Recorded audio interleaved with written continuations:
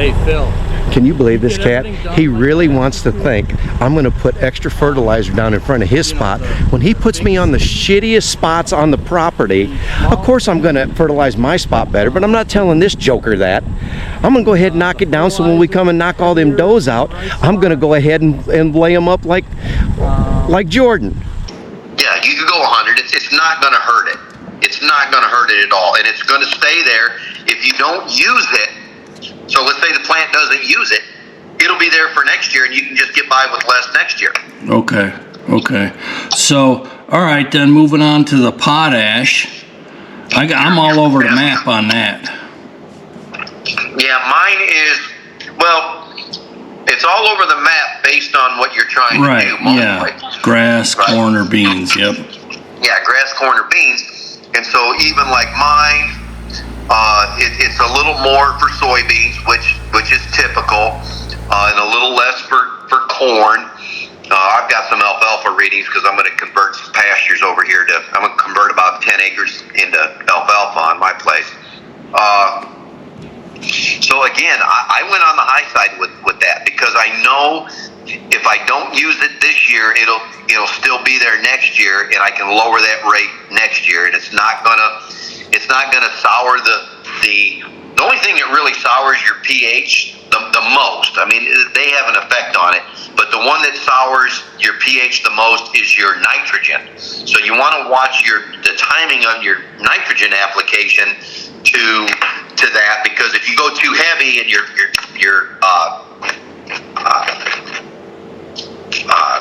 pH is too low, then that's where you get into a problem that you're not only just wasting that nitrogen, you're just making your pH even lower, which means that it's even harder for it to uptake the nitrogen. So let me to be a little bit high on these because it's not wasted. It's in reserve if you don't use it. Okay, so I'm guessing on your potash, you must be at what, 150?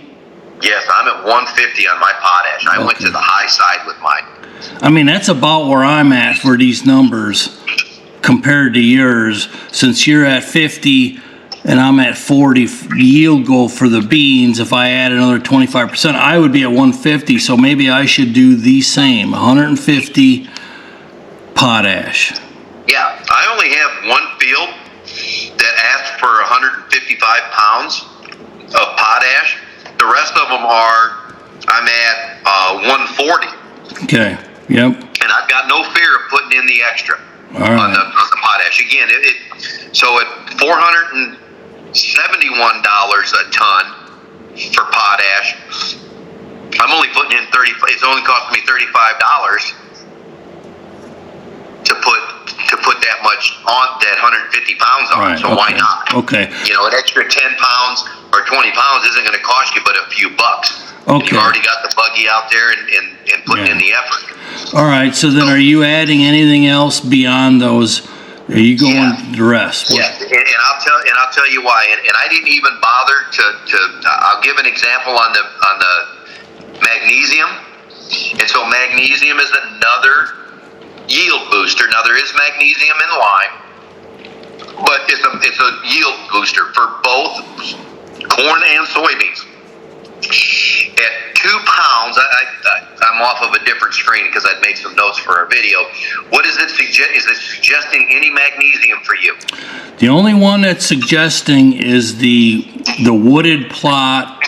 The two hay fields are negative 0, and the wooded plot is suggesting 15 magnesium. Okay, so I'm putting. Oh, it said 15. Yeah, 15. Okay, so mine didn't suggest any. So, but I know I'm going to mine out minerals with my crop. So I'm putting in 2 pounds of magnesium. You could go 5 pounds.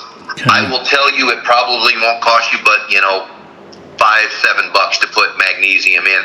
I don't know that I'd go crazy because there is some already in your lime. So you don't have to replace, so that 15 pounds that they want, there's some already in your lime. So okay. I'd go 2-3 pounds and then let's check it next year and see what it says. Well, I mean, I was going to go 5, but you think I need to go You can go 5. Then go 5. It's not going to hurt. All right, good deal. You're not going to poison it. So now that takes us to sulfur. Okay?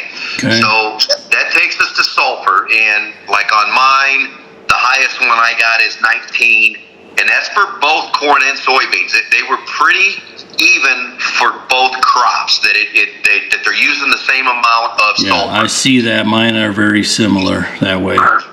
So I'm going 20. I went just a little bit heavy. Okay. Because I'm doing like you. I've got a field that wants 18. I got another field that wants 19. Right. Sulfur is another yield booster. It's very good for yield, boosting the yield. Okay. I want to be there.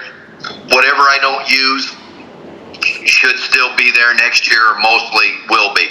Now, what I'm doing is I talked to a local farmer here, because let's try to get some input from the local guys. What works on this soil? And so there's two different kinds of sulfur. There's he's got an AMS. It's something sulfur. It's AMS sulfur, and then there's elemental sulfur. So I think one is more of a quick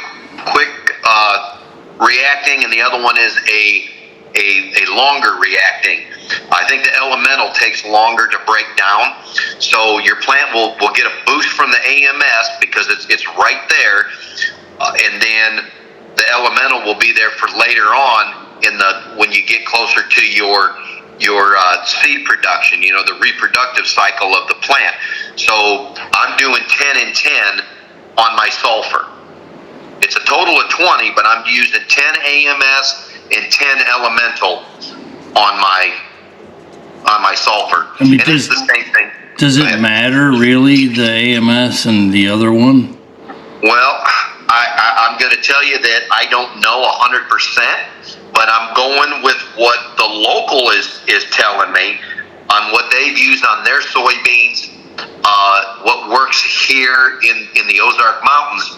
So if I hadn't talked to him, it wouldn't matter. I would just tell the guy I want 10 20 pounds of sulfur, and I wouldn't worry about it. But because I've got kind of a inside track on the area, I'm going to go ahead and I'm going to make that effort to divide it up. For us, all it is just telling them I want 10 pounds of AMS and 10 pounds of elemental sulfur, and the rest is on them. It's not. So it's like $1,000 a ton, and we're only asking for 20 pounds. I mean, it's minuscule dollar wise, and they're both about the. Oh no, wait a minute. I'm sorry. It's $1,600 for the elemental, $1,000 a ton for the AMS. But again, at 10 pounds each, it's not much. It's like $1. Is it $1.60? 10 pounds oh yeah, because that'd be it's like $8 for the elemental, and $5 for the AMS. It is nuts. I think I'm going to keep mine a little more simple and just say, all right, X number of sulfur. And we can compare. Okay, so my highest is 14, 10, and 13. Again, at 40 bushel beans, so yours is 25% higher. So put 15 pounds on. What's that? Go with 15 pounds of elemental. 15, okay. Yeah, because if it's going to take longer, there'll be more there when you get to your seed production. So it may set you back compared to mine. I'm not saying that it's really setting you back significantly. I'm just saying compared to mine, it may have an effect on that canopy scenario, but we're not talking anything major either. All right. Hey, at least we're putting it back in. Okay. Right? At least we're putting it back in. All right. You putting anything else in? Oh yeah, I'm going right through the list because zinc. Okay. Zinc is also a yield booster. So all these little things that add to it. The highest I had for a recommendation was actually a 3.9, but I just looked at an averaged out scenario for mine, and I'm just putting 3 pounds in. Probably going to cost me $5 an acre. Why not put it in? Okay, so I'll do the same. 3, because my highest is 2.6. Again, if you add another 25%, I'm going to be in the same boat. So 3 pounds. Yeah. 3 pounds zinc. All right, what's next?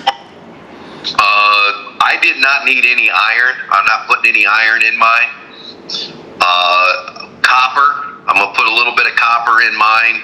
Again, it's less than $5 to put in 2 pounds. My highest rate was 1.2, but I'm gonna throw the copper in because copper and magnesium both make denser stalks. And since I need it, and you're using it kind of the same way as me, we're using that corn as as cover for ingress and egress. I want a thicker, denser stalk so that when it dries down, mine looked great during the summer, and then as soon as it dried down, it started to have holes in it. So I want that denser stalk to help keep up that screening effect that we're looking for also, and it will help keep it from blowing over in the wind and everything else. And the same thing with your soybeans. It'll help keep that soybean stalk upright, so when it snows and the ground gets covered, because that's when the deer really hit my soybeans, is when we got snow and ice, and they couldn't get at the acorns anymore.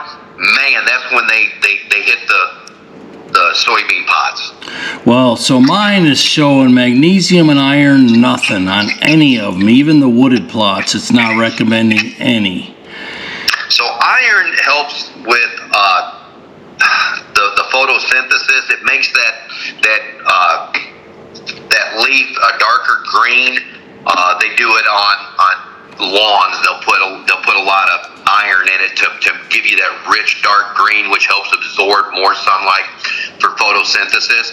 But I'm not overly concerned about that. We're going to plant early enough that we're going to capitalize on the longest days for our growing period. So we want our. All right, we're back on. So we left off at magnesium, iron, yeah.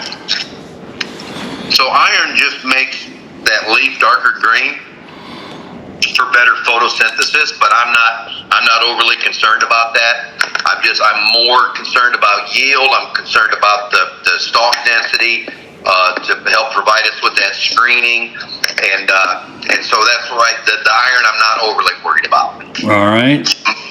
Then you so copper is a stalk, makes a denser stalk. So in high potassium and magnesium and copper, that's good. So like mine, I'm at like 1.2 is the highest, but it's so cheap, and again, it's a immobile element that's not going to wash out of the soil.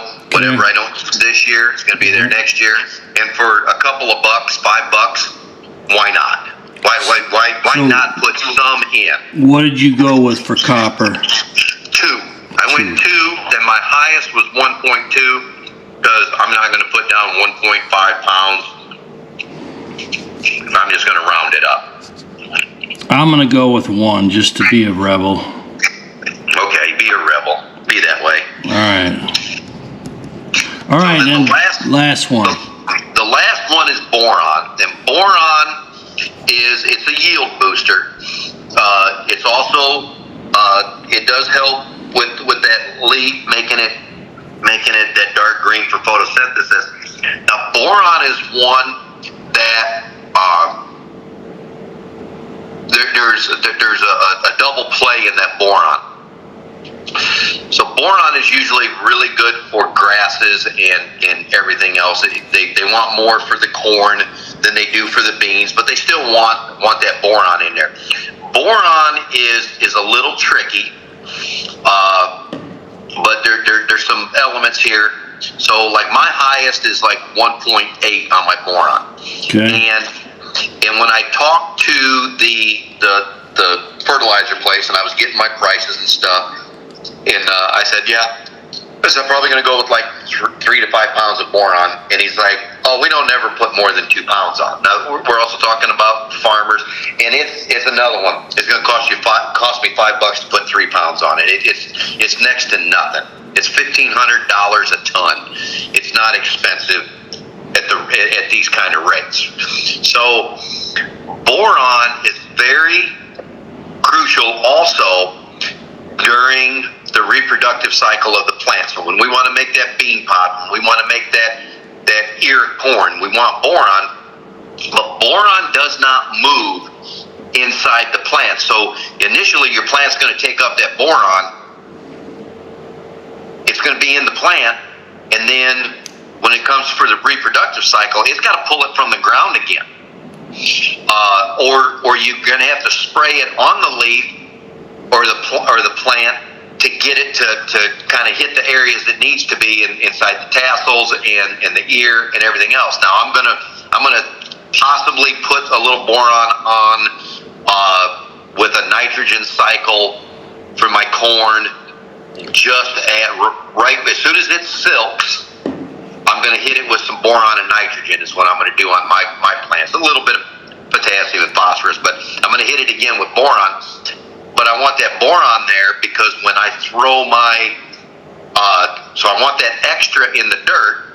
So when I throw in either a brassica mix or I throw in wheat with it or whatever, that it's going to already be there for that secondary crop, that winter cover crop. See what I'm saying? Yeah. I want that extra there because I don't need it just for this crop. I want it for the next crop. Okay. You know, that wheat is going to attach itself to the nodules that are on my soybeans. When the soybeans and the corn die, any leftover nitrogen is gonna get grabbed onto by the wheat I throw in there. Because I'm not gonna put any fertilizer on for my wheat. I'm gonna throw my wheat on, and I mean my wheat right now is like 8 inches tall. It's going like gangbusters. And then I'm gonna terminate that crop now before that nitrogen. You know, I'm not gonna harvest it, so that nitrogen is now reclaimed. I'm gonna turn it under because we till.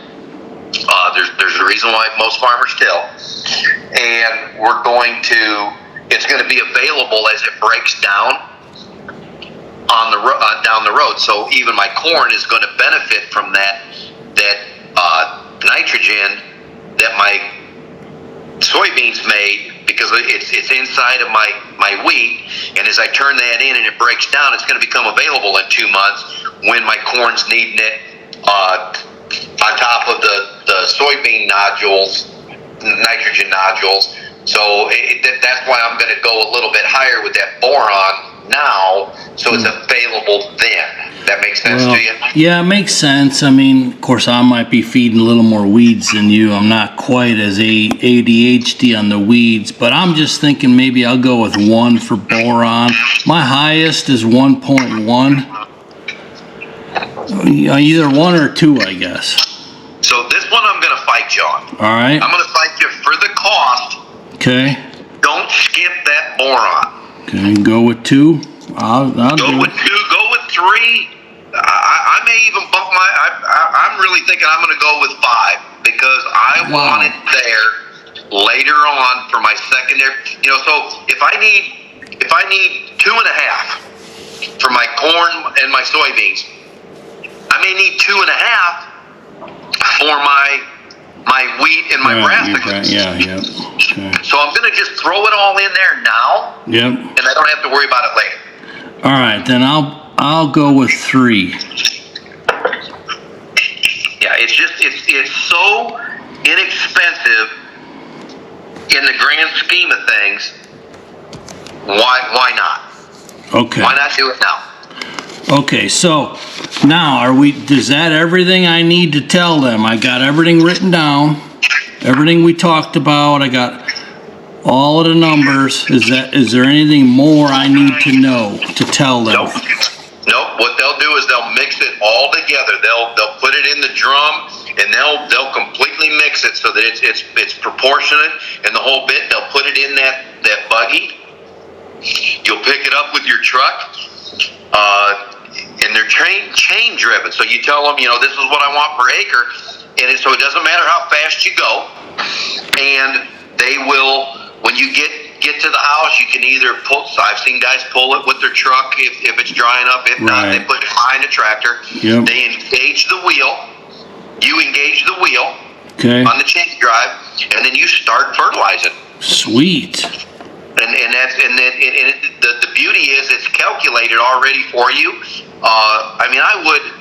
You definitely, because we human nature is to go a little bit heavy on everything or whatever. We don't want to run out. Okay. So, I need 9 acres. I'm asking for 10 acres worth. Right. Yeah. That way I get a little bit, Yep. Put an extra acre or 2 on your, you don't have to go 10%, but if you're going 5%. Yeah, because I haven't measured mine, honestly. I'm kind of winging it, so I will add 10%. Because I have measured mine. I got mine down to the acre. Okay. Cool. No, this is a good deal. This is what I needed. My first go through. Now I got everything I need to specifically order. Say, okay, this is exactly what I need. And you're right. Maybe I'll need 2 carts, but whatever. So be it. Yeah. And you're doing twice as much as me. So that's it. Now my prep is Sunday after we get an 80-degree day and we dry out a little bit. I'm going to go work my dirt up one more time. Then Monday, I'm picking up the cart and I'm going to put my fertilizer down on Monday. And if, as long as it's not raining, I'm going to call them in the morning and have them get it ready for me to pick up after work on Monday night. Put my fertilizer down Monday night, and then come back on Tuesday night and put my corn and beans in. Well, I'm going to be way behind you, unfortunately. I'm still really want to burn. I got 2 big chunks to burn yet, so I'm going to be way behind you on the timeline. But the question I got is, the weed control doesn't matter as far as the fertilizer, right? So I could put the fertilizer in and disc it, and then 2 weeks later spray it to try and kill the new seeds down, and that doesn't matter for the fertilizer. Well, so here's the cautionary tale. Hey, Phil. Can you believe this cat? He really wants to think I'm going to put extra fertilizer down in front of his spot. When he puts me on the shittiest spots on the property, of course I'm going to fertilize my spot better, but I'm not telling this joker that. I'm going to go ahead and knock it down, so when we come and knock all them does out, I'm going to go ahead and lay them up like Jordan. All right, let's go back to see what he's got to say. So the way we're planning with this broadcast, we're not using a planter or a drill. We're broadcasting the seed in. What you don't want to do is you don't want to go out and put your fertilizer in, roll the fertilizer in, wait a couple of weeks, excuse me, and the fertilizer's down there. So let's just say the fertilizer's down there 4 to 6 inches. Okay. Well, actually, let's back up because we don't want to roll it that thick. So we want to roll it in just a couple 2 to 4 inches. Right. Then we turn around and we put our seed down and we roll it again. Now what we're doing is we're rolling it back to the top side. Right. We want it at the same. We want the fertilizer and the seed basically at the same level. So whatever we roll it in, we want it the same. Okay. So I've been kind of watching when I've been running that cultivator of mine, your disc chisel disc, and we're going to be in the right frame. We want to be about 1.5 inches deep is where we want to be with our seed, and we want our seed to be at the exact same depth, because if you put it deeper than the seed, all of that nitrogen is going to be ahead of your seed. So it's going to be ahead of your root. So your root's going to be chasing that nitrogen, and and it's never going to catch it. Okay. Well, that's all I need to know, and then I'll plan accordingly that way. Yeah, give yourself a 3-day window. Put your fertilizer down. Then the next day, put your seed. But I would roll the seed in right away, unless you do it right at the last light, so that your turkey, your squirrels, they don't come back and pick you to death. The crows and everything else. You want to roll it in so that they're not eating your seed, but you want them at the exact same depth, the exact same time. Yeah, that makes sense. Yep. Yeah, you want that seed and the fertilizer to be right next to each other. That's kind of the same as, big production ag. They in-furrow or do what they call a 2x2x2, but they put it in at the exact same time and at the exact same levels and depths, so that it gets that, as soon as that seed germinates, that fertilizer and all its nutrients are right there. They can instantly start taking it up, and if any of it starts to leach down, the roots have that boost that they can keep up with it and maybe hopefully pass it, so that as it's coming down through the dirt, it's now hitting the root. The roots are sucking in all the nutrients that we paid money for. Okay. So I calculated mine to be a cost of $193.17 an acre. Okay. To fertilize mine, give or take. We'll call it $200 on the high side, $200 an acre. But we're putting in $135 an acre seed. Right. Yeah. Maybe a little bit more, because I like to go just a little bit heavier to keep up. I'll probably put an extra 10 to 15% in seed in mine than that. That seed blend I got is supposed to be 1 bag per acre. I always go a little heavier. I know some of the critics have said, you plant too heavy, but when the deer eat some of it, right, it's a game of attrition. Yep. And it's always worked well for me. I've never been bit by you've overplanted. Now I've never had that bite me in the ass. Okay. So I contend to it. And your timing, you're not really that far behind yet. So what I was alluding to, I think maybe that's when the battery cut me off, is if you've got 100-day corn, just for easy math, I want day 50 to be at the summer solstice at the minimum. I want the maximum amount of sunlight to be on my crop. Does that make sense to you? Yeah. Yep. I planted late last year because I had to. It was a special circumstance, and I got mediocre results. But last year you planted in June, right? I planted after the summer solstice.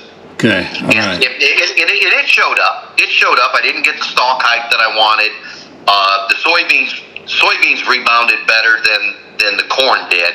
But it is what it is. I expected it. But my corn and beans, I put 0 inputs in. So my soil sample is a result of no fertilizer, no additional minerals, no amendments, nothing. I thought you fertilized heavy on your stuff. No, I did. So what happened was the ranchers, they fertilized, but the hay that they took off sucked up almost all of them nutrients. Okay, all right. So I might have had a little bit left over, but the hay that they did take in that I took off later on myself showed that there was no leftover. There was no extra fertilizer in. It should have been fertilized again for hay production, and it showed. I mean, it went from 44 bales down to 10 bales. So it pretty much didn't have anything left in the soil. So it used it all up. But that's neither here nor there. So I'm trying to stay ahead of it and go. So 50 days would be, let's see, so May, 20th, April 20th. That's why I'm shooting for, the 15th to the 21st is where I want to get it in the ground, because now it's got to germinate. Right. It's got to spring up. It's got to pop up above the ground before it can photosynthesize. And I just want to get the maximum amount of days. It doesn't have to be split 50-50, but and if it gets cold, if it's cold in the beginning, it's going to slow down its progress. Yeah. That's natural. But if I'm already germinated, when that heat kicks in, it's ready to go. And I want to capitalize on the early moisture. I want to get the canopy with those soybeans so that any moisture I get stays in the ground. Once it's canopied, it's not evaporating out.